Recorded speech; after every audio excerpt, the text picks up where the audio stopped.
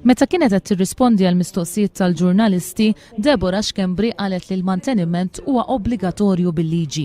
Tant li f'dawn l-aħħar 5 snin 68 persuna spiċċaw il-ħabs għaliex naqsu milli jagħtu l-manteniment. Meta persuna tispiċċa l-ħabs għax m'għaddiċ il-manteniment, din xorta trid ħalsu. Deborah Xkembri tgħid li l-obbligu tal-manteniment huwa protett ukoll fil-liġi tad-divorzju. Qalet ukoll li bid-divorzju jonqsu l-każijiet fejn omm tniżżel il-missier it-tarbija bħala known biex tieħu l-benefiċċji soċjali.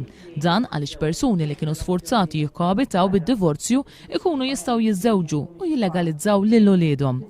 Jeffrey Pulicino Orlando semma li waslulu rapporti ta' ħaddiema, inkluż uħud imsieħba mal-Union ħaddiema Maqudin li sabu problemi fuq il-post tax-xogħol għax ipparteċipaw fil-kampanja tar-referendum. Gejtu Vella, segretarju ġenerali tal-Union ħaddiema Maqudin, għalli jekk dawn ir-rapporti huma minnhom, il-Union ser tieħu azzjoni. Għalli bħala Union mhux ser jidħlu fil-kwistjoni tad-divorzju, iżda qalli meta jmorru fuqhom familji mkissrin jippruvaw jgħinuhom kemm jistgħu.